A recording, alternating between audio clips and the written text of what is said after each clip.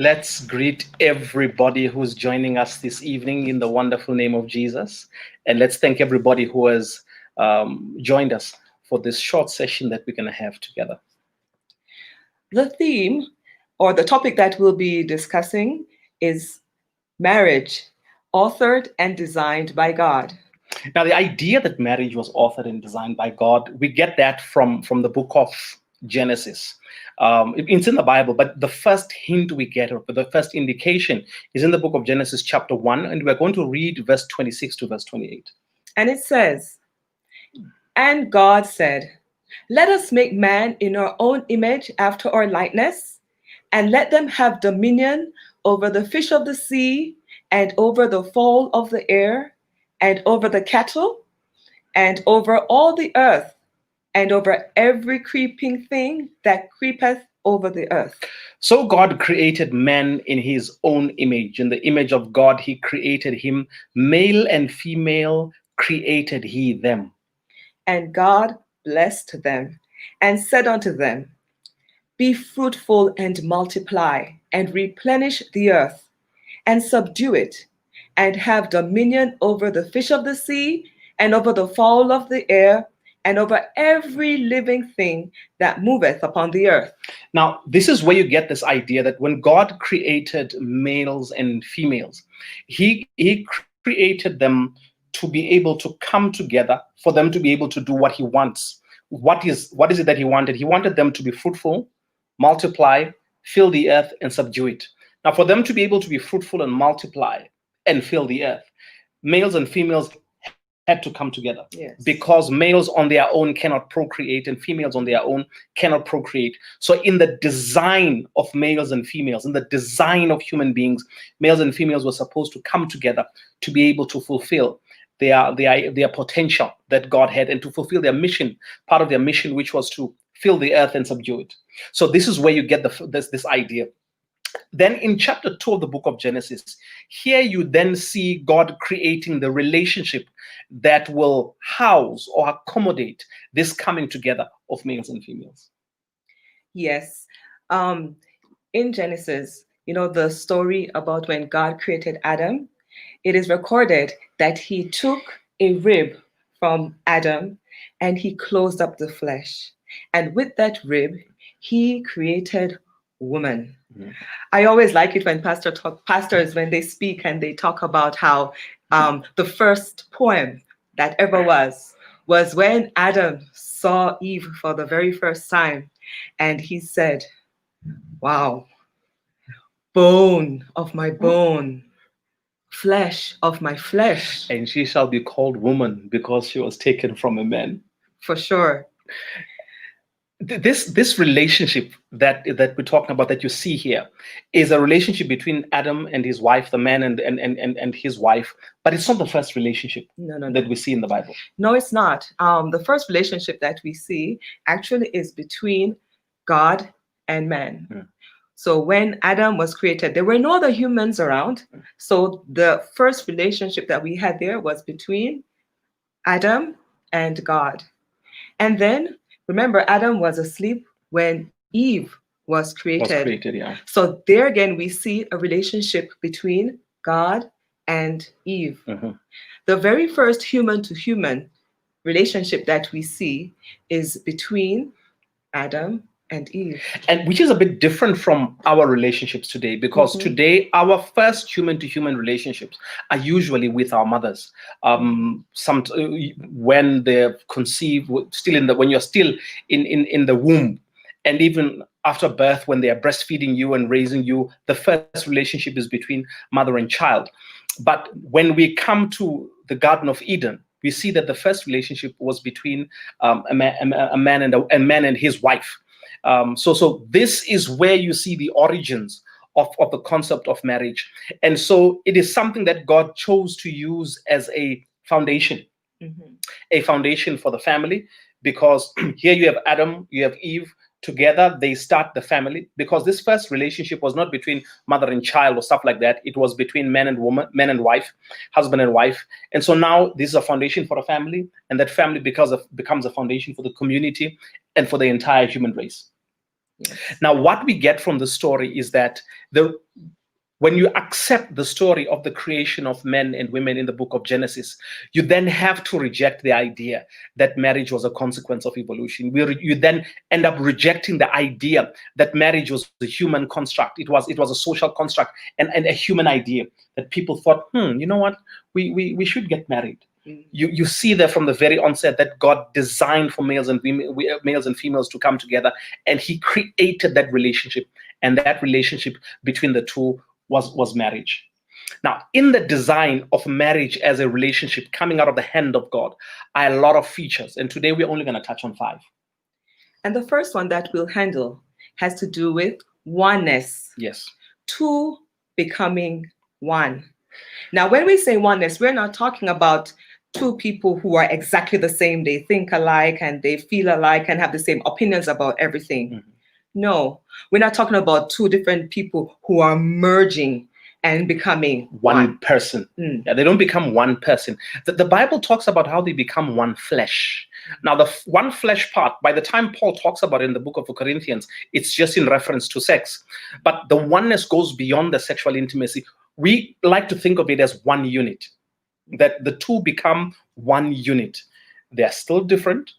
Think of it like a team, still different, but they work together as one unit. So nobody necessarily has to lose their identity. Nobody has to lose who they are to be able to be part of the marriage. The oneness does not necessarily require that. Otherwise, you'll end up with far less of what God has created. I mean, God created Avia to be different from me. And if she had to merge her being into me, or I had to merge my being into her, then we would both miss out on what God created and placed in the other person. The unique flavors that 2 different individuals would bring to a relationship would definitely be lost. Mm-hmm. And I think God, in his wisdom, he knew that in any one relationship, we need variety. True. And we need spice. Yes. And we come with different talents, different gifts, which can add a blessing to the actual relationship. Mm-hmm. So we have 2 unique individuals who now form a very unique coupling. Now, the interesting thing about the uniqueness is that these 2 unique, because every human being is unique, no 2 human beings are alike. We could be similar in certain ways, but 2 unique individuals who come together form a unique couple, which also means that they may find a unique way of making their marriage work. So your marriage does not have to be a copy of another marriage for it to work. It doesn't have to be just like somebody else's marriage for it to work. You can find ways that are unique to the 2 of you, the combination that is unique to the 2 of you that makes your marriage succeed. So do not feel pressurized to have your marriage look like somebody else's marriage or feel like somebody else's marriage. If it works for the 2 of you, then hallelujah, praise the Lord. We're not saying that you can't try to emulate certain things that are, that you see that you like, but make sure that when you bring it into your relationship, you try to make it uniquely yours. Yes, and make it your marriage, your thing. When you take it, you adapt it, and you make it your thing that you own. And part of this oneness also includes a unity of mind. A unity of mind doesn't mean that there's one person who thinks. It simply means that your minds work towards a common goal. So here we are, we may be deciding that we want to build a home for our family. Now, you may approach it differently. Somebody else may be more concerned about the plans of the house, while somebody else is more concerned about how to make the house comfortable, how to make the house warm, homely. And somebody else might be thinking, you know what, I'm more concerned about the financing of the house, how we're going to be able to afford it. And somebody else is trying to figure out how to make it look beautiful on the outside, interested in the outside features. But you all have a common goal. You may approach it from different perspectives and from different angles, but a unity of mind, it means that the 2 of you have a common goal, especially if you agree that you both want to spend eternity in the kingdom. Then you have a unity of purpose, and your minds work together to achieve that one goal. And that's part of the oneness, the unity of purpose. Another factor that we have to consider is that of faithfulness. Yes. When God created marriage, he created it in such a way that Adam only got one wife, Eve, and Eve only got one husband, Adam. And so there were no side chicks, there was no second wife, no second husband. It was just the 2 of them, and that was the blueprint. But what we see afterwards, after sin comes into the world, we then see polygamy, which is not what was part of the original plan for marriage. And we also see adultery, which was not part of what the original plan was. We also see people having concubines. All of those things were not part of the original plan that we saw play out in the Garden of Eden, but we see them playing themselves out after the fall of man. But the key thing is this: where as much as there were many variations that came out of the Garden of Eden, God spoke against some and left others. And for example, he spoke against adultery, but seemed to have left polygamy and not spoken against it. Not necessarily because it was part of the original blueprint, but for some reason he chose not to speak on polygamy. He has not pronounced himself for or against it.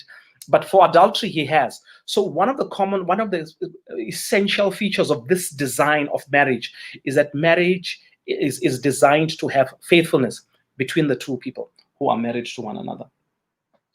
A third factor is that of being heterosexual. As we mentioned earlier, when God created man, he created both male and female, both having different plumbing. Yes, different plumbing. That fits together and work well. Yes. And we were given the instruction to be fruitful and multiply. True. Meaning that on that foundation, as we spoke about earlier, of marriage, we have children. Yes. As a product. Yes. But after sin, sadly, we are seeing different things that are taking place around us. People now have different sexual orientations. Sure. For example, you've got some people who have chosen to be bisexual, yes, homosexual, asexual. Yes. So you find that these are a consequence of sin. In other words, they happened after the fall of man.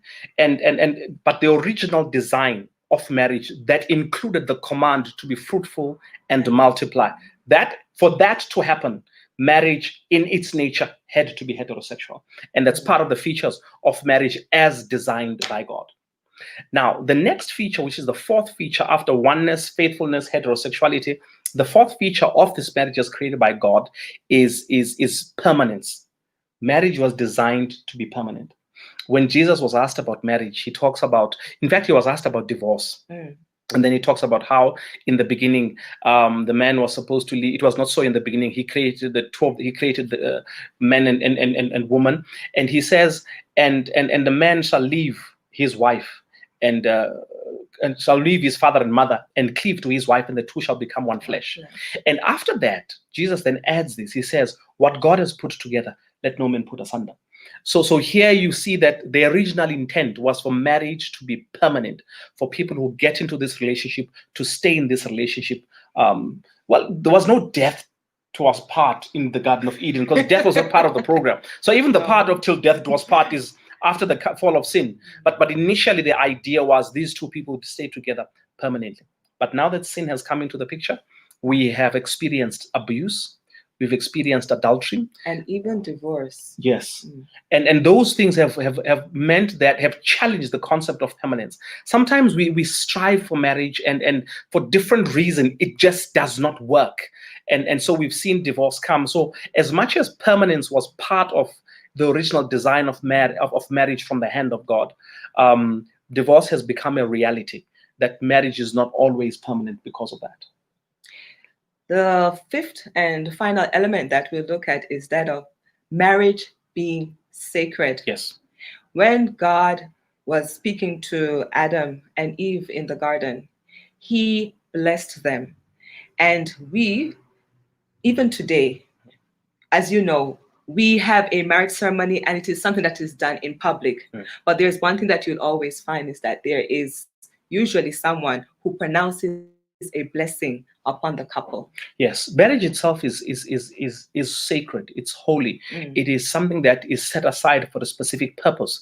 God set it aside for a specific purpose, and that purpose was for people to be fruitful, multiply, fill the earth, and subdue it, and to have dominion over everything that He has created. So the command you see in the book of Genesis, chapter 1, verse 28, which God gives to mankind, this relationship of marriage, we are going to be able to facilitate that, and so it's sacred because of that.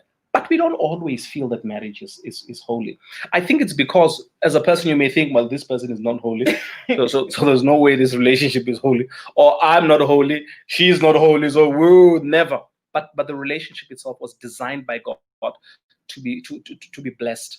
And so God blessed marriage. He blessed the people in it. So do not believe that somehow your marriage may not be blessed, because when God created the institution, he created it to be a blessing to us human beings, and it is a blessed institution.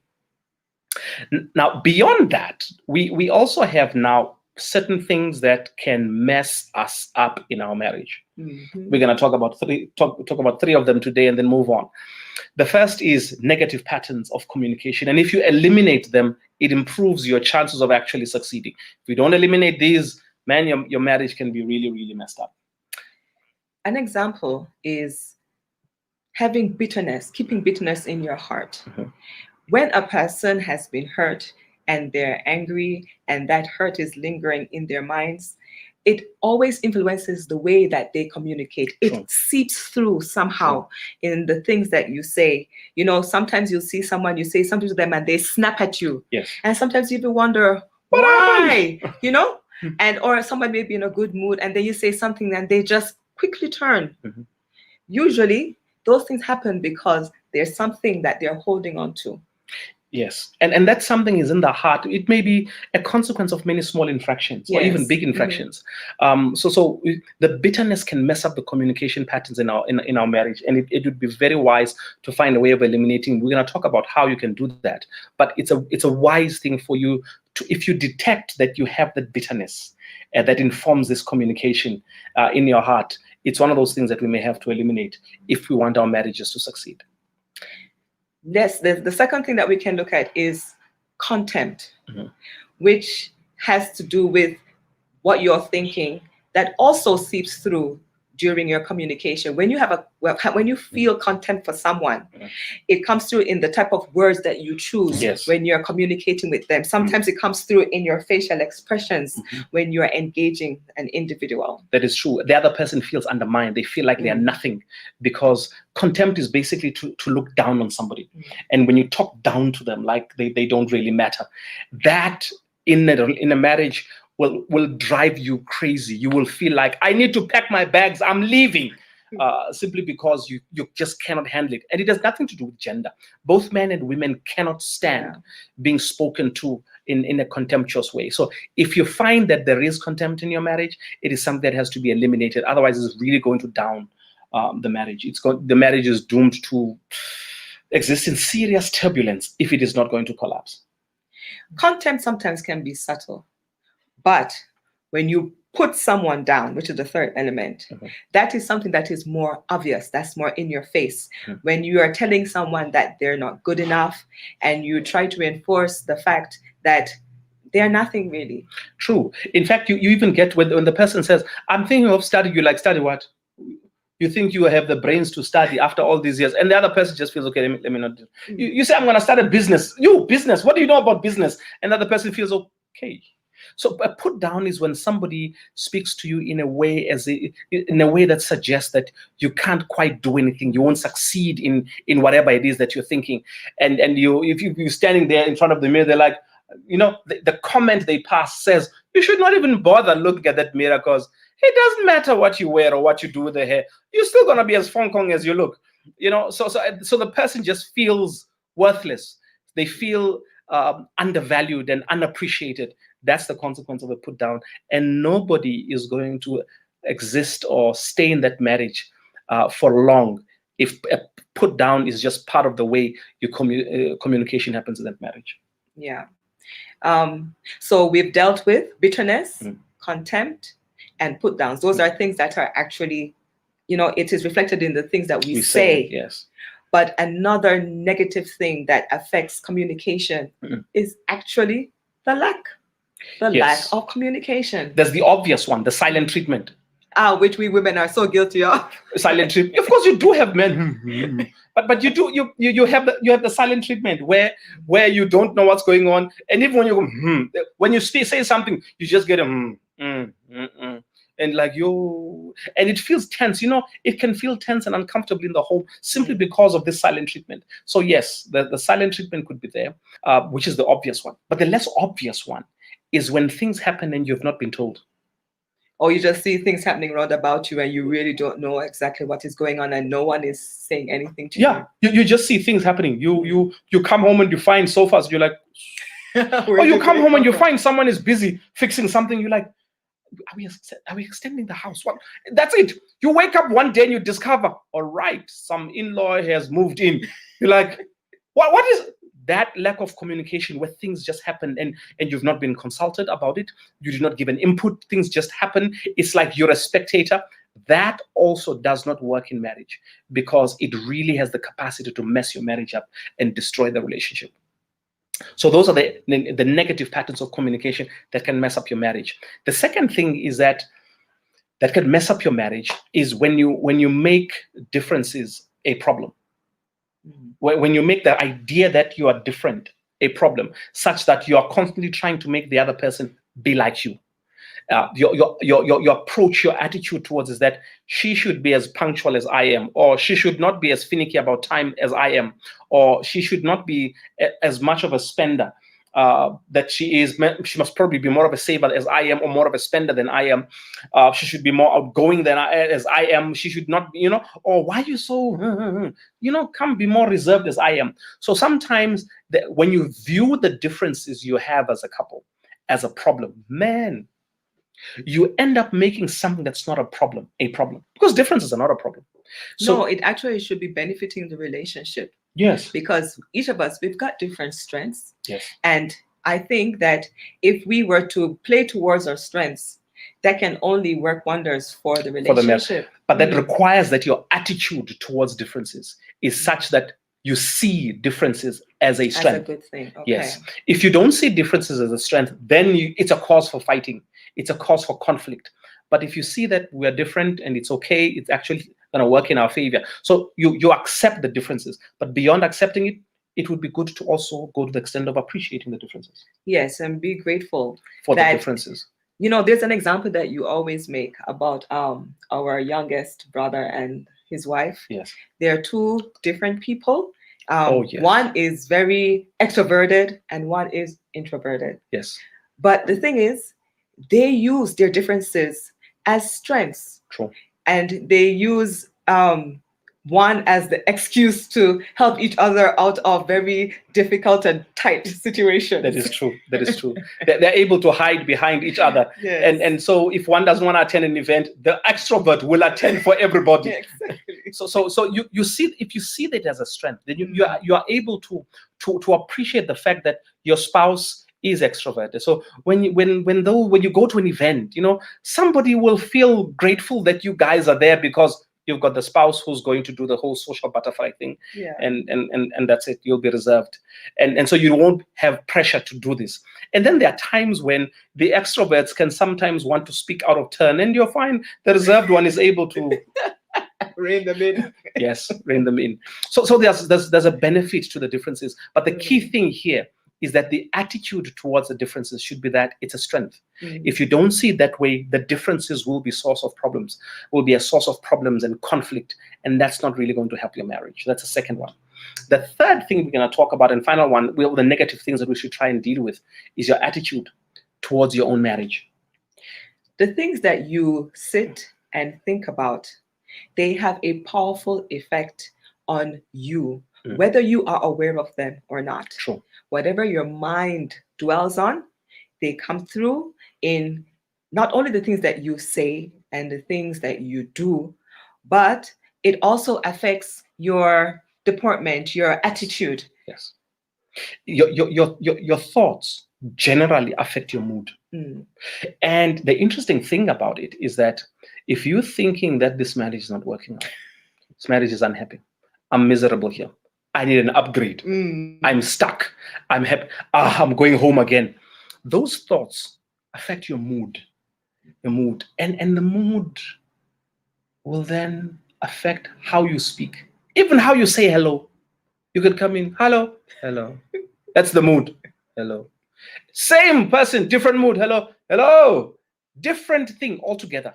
And so the thoughts, it's important that we work on the thoughts we have of our marriage, because they affect our mood, and our mood affects the way we speak and the things we do.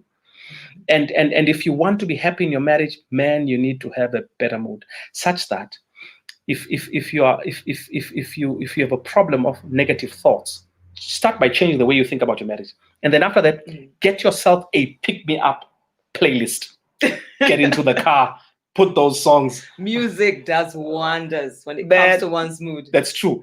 Get a playlist that sorts out your mood, so that when you get home or when you are at home, you can have something that has changed your mood. It helps because it makes the communication more pleasant. It makes the relationship more pleasant. It makes it more fun to be there around the other person, because you both have you're both in a good mood. So invest in the thoughts. Invest in the mood in the home, because that mood is going to affect how you talk to one another and how you treat one another. And it's infectious in that if one person comes with a bad mood, it has the power to actually pull the other person into also that, negative vibe. Yes. But if you see that your spouse is feeling down and you decide, okay, I'm going to pick them up. Yes. The best thing for you to do is to make sure that you're in a good mood. Bubbly, smile, and it has the ability to rub off on the other person. Exactly. Pick them up. Now the thing is, you may be saying, am I going to have the energy to be picking people up?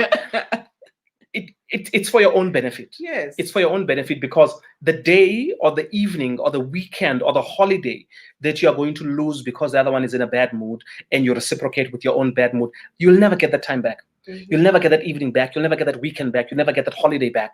It's gone for good. You might as well, for the sake of your own life and your own happiness, pick that person up. Get them in their nice mood. Find out what songs pick them up, and then put together a playlist. And when they feel, put that song. There are songs I know when I play them. Even if somebody, I'm not mentioning names, even if somebody is not in a great mood, you pick and you see them move a little bit. You see a little bit of a smile. I'm not mentioning names. You see a smile. Cool. You see a smile, and you can tell after a while. By the time the song ends, the mood has changed. Find that out about your spouse, so that you can invest in a positive mood and a positive atmosphere in your own home. These things can mess up your marriage. Negative communication patterns, making differences a problem, and your own negative attitude towards your own marriage. So those things, our advice, eliminate those things, so that you have a chance of enjoying marriage, and so that it can be the blessing it was intended to be. Amen. Now, to have a great marriage, you also have to decide to have a great and happy marriage. Yes, I think it's an actual decision that you need to make and work on. And here are a few tips that you can implement. Now, a great marriage is not like hunger. in the sense that you can be hungry without putting out any effort. You will get hungry. You will get. If you don't eat, you will get hungry. But a great marriage is not like hunger, where it's just going to happen. Just get married and it'll be great. And sometimes we think that's what's going to happen. That is true. Before I got married, obviously, yes. I always thought that to have a great marriage, it is something that is natural. I want to be happy. My spouse wants to be happy. So this thing would just flow. Yes, naturally. But as time goes by, I got to realize that's not the way it is. Okay. You have to actually put out some kind of an effort and work towards having a happy marriage. Yes, when it starts out, it's not as great as we think it's going to be. It's not as easy as we think it's going to be. You have to put in the building blocks, so that at some point you hit autopilot in certain areas, and it goes well. Now, the first tip we would like to give you out of 4 would be practice 1 Corinthians 13 love. Yes, the Bible is very clear as to the different things that we can do. The things that we can do practically that will enhance the love between two. First, be patient. It says love is patient. No, actually, patient doesn't quite capture it. Ooh. I like the translation of long suffering. Long suffering. Patient is okay, but long suffering suggests that this thing is going to happen for a while. So you don't think that I'm just being patient now and then later I'm going to be impatient. It's long. Suffering, because marriage is going to last you a lifetime. So this is long suffering. So they understand that love is long suffering. And before you even think that it's a burden, that's what happens with our kids. Man, they can destroy our things. Our patience with our children, man, it's serious, long suffering. It is. And so you see that by the time it comes into marriage, well, yes, it's love is long suffering. Love is kind. It is. And it's good to be kind to one another. That's part of what First Corinthians says. It's not puffed up. It does not boast. It's not boast. Yes, keeps no records of wrongs. Yes, true. It doesn't keep records of wrong. Which means it does not necessarily mean you've got a faulty memory. It means that faulty memory. Your memory is fine. It's just that you're not going to be bringing it up. Yes. So that's First Corinthians 13 love. So practice it. It's not going to come easy. Just because you know that it's there does not mean that you're going to do. So be intentional about practicing certain traits about it. Even in small things. Yes. We're not talking about only being kind, making those big and grand gestures. No. But in very small things, be kind. Think about the other person. Put the other person before yourself. Yes, that is true. So that's First Corinthians 13 love. The second one is to become an active listener. Oh, I like this one. Being a listener is one thing. You listen there to the other person. The other person is speaking, so you're listening to them. It's a sound. You will hear it. Yes, you will hear it. Yes. But then active listening is slightly different. It requires that you make the other person aware that you are listening. And feel that the person who you're speaking to is listening. Yes. Therefore, there's no way you can be an active listener while you're fingering or playing with your cell phone. Of course, it does not mean that you are listening with your eyes, because you don't need your eyes to listen. We are talking about active listening. Yes, because sometimes you're on the phone and you can hear with the ear. No, we're talking about active listening, which means that there must be eye contact. Not when you're driving. Okay, fine. But at least when the person is speaking, you give certain cues. Yes, to make sure the person know that they're being heard.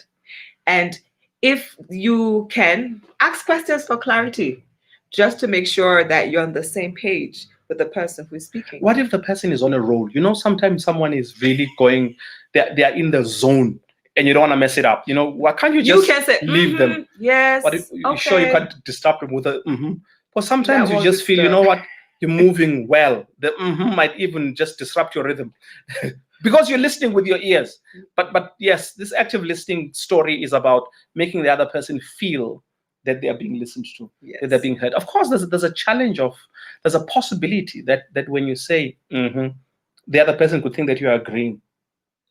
Okay, yes, those things happen, but that's when questions come in for clarity, just to make sure. Especially if you say yes. But if you're an active listener and you say okay, yes, but if you say okay, I'm sure that you can't even hear the voice, when it's not sincere. What do you mean? Yes, if you're talking to someone and they're like, okay, that means that person may just be saying that to please you. That they're not being genuine. But what being sincere now? I mean, the person is listening. Yeah. Here we're talking about active listening. You're bringing sincerity. This is for the other person to feel listened to. You guys say, Sometimes but sometimes you don't agree with the person, so you must just But in a marriage relationship, it's important that if you don't agree, say so. But nicely. Yes, of course, in a very polite and courteous manner. Of course, not always possible, but you strive for polite and courteous manner for the other person just to feel listened to. And of course, sometimes you could ask someone a very simple question like, you go pick them up from work and you ask, who's that? And instead of just giving you a 3-second response that's Patricia, she started working here 2 days ago. They go on like an extended 45-minute explanation of, you remember last year. All right, okay, I know where you're headed with this one. You don't know, babe. I want to speak to all the men out there, because many times as women, we're the ones that are guilty. When your wife is ready to express herself and to give you background information, yes, you may have asked a yes or no question, but you know what? We need. Okay. We have a need sometimes to just talk. We have our quota of words that we need to complete in any given day. Yes. So please bear with us. Yes. When you ask a question and Who we is want that? to flesh it up, and give you a lot of details. It's Patricia. Please. She started working here recently. Understand. It is all a part of the marriage package. However, active listening, of course, might end up taxing the listener, because the listener, especially because you wish you could get the answer first and then the explanation. Like headlines. Patricia works here. She started working here a few days ago. Yeah. That's the headline. Then go to the actual bulletin. No, we want to make sure that you'll be engaged and to make sure that you are actually listening to the details, For waiting for the minutes. answer. No, man, that's a bit exaggerated. Okay, even if it's 25, but honestly, the headline would have actually relieved the stress, and then you would have listened to the story of but now as you give turn of last year, and then in January, there's sometimes a little bit of irritation that you need to know all of this to find out who that person is. But yes, active listening will require patience. And it's a skill that will develop over time. It will require patience as you listen to the other person speak, express themselves, and finish their quota for a day. That's a second one. The third one is choose to forgive. And this is going to be a work of a lifetime. Yes.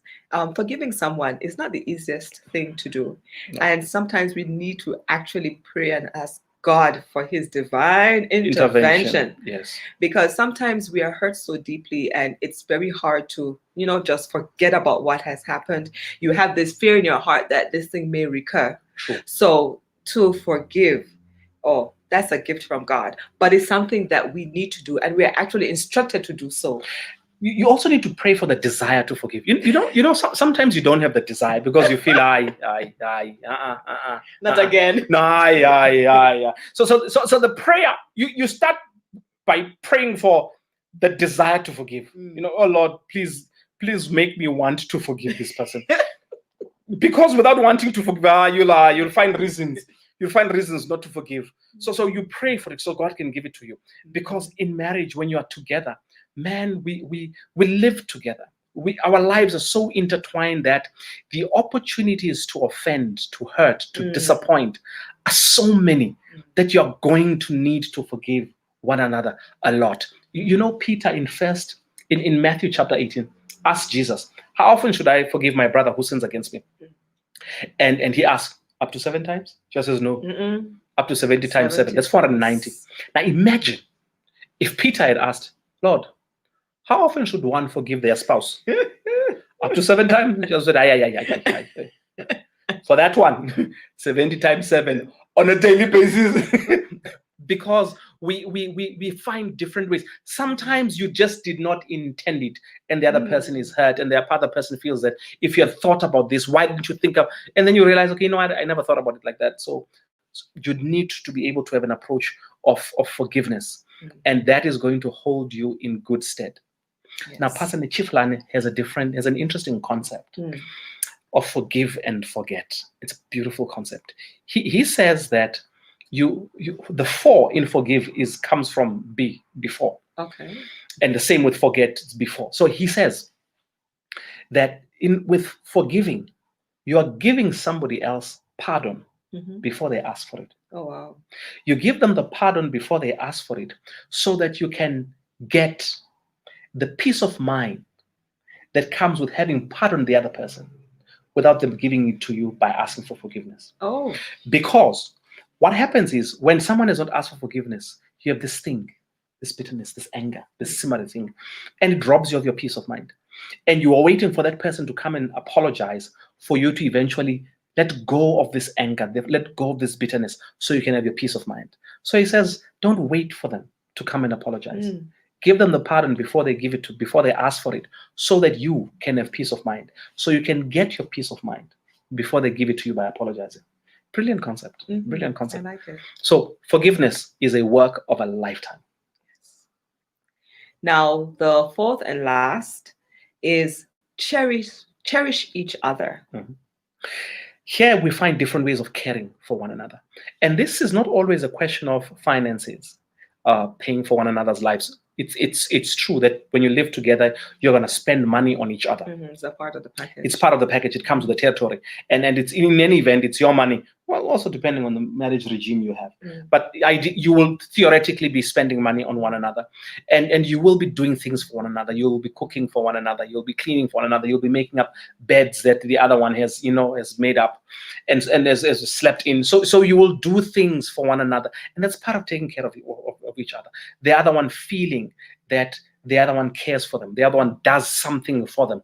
It's good when somebody knows my husband does this for me. My wife does this for me. Those things are nice. They make you feel cared for. It doesn't mean you can't do them on your own. It just adds it's to nicer when the spouse is doing it for you. That is true. This is why people get excited. Oh, I made me breakfast in bed. Not that you can't make yourself breakfast and eat it in bed. You can. But it's nice when someone makes it for you and brings it to you. And someone takes your car to be washed. You feel, yes, And those things are nice. They're pleasant. Someone takes your clothes to the dry cleaner. Those things are pleasant. Not that you can't do them yourself, but it makes you feel cared for. Another way to show that we cherish each other is by protecting each other. Yes. And yes, it means physically, but it also can mean protecting one's reputation. Yeah, but the physical part, it depends. What does it depend on? If you are a policeman and I'm a pastor, the physical one is yours. But at least one is doing it for the other. Yeah, one is right? doing it at for the least. other. One is doing, or probably if we are both if we both don't have that whole physical protection thing as a spiritual gift, we should get arms response. But true, the protection is physical as well. Yeah. When we say protect each other's reputation, yes, is that you do not speak badly of your spouse in the company of a third person. True. Right? True. And we can also protect each other by defending each other. Yes. Maybe to your in-laws. I know that's a very hot topic. Or friends. Yes. Yes. Other people in church. Defending you. Feeling defended is nice. It is. It does not take away what was said, but it makes you feel, I've got someone to stand up for. Someone me. in my corner. And so it's good to be able to protect one another. That defense also works very well. We also protect each other from the pain that comes with feeling that you have to compete for your spouse's affection with somebody else. Yes. So you never quite put your spouse in a situation where they feel they have to compete with somebody else for your affection. So part of protection extends to that as well. We do, and the person feels cherished because they don't get to feel that way because of how you protect them. Lovely. Respect as well. Respect is how we also express our care for one another, how we show that we cherish the other person. And respect is not really submission. It's not. Respect and submission are two different things. And with respect, everybody wants to be treated with respect. Whether you're at work, you are in church, you are in town, you are at the mall, you are at home, doesn't matter where you are, you want to be treated with respect. And when you feel that you are handled with respect, even when you're wrong, whether you're a husband or wife, when you are respected, you feel cherished, you feel valued, and you tend to reciprocate. Yes. Of course, there are odd people who will not, but generally you tend to reciprocate. Yeah. So yes, it's good that we treat each other with respect in our marriages. And then you've got the point of when you show someone that you are thankful, that you're grateful to them for what they've done, it also affords that person to feel that, they're cherished.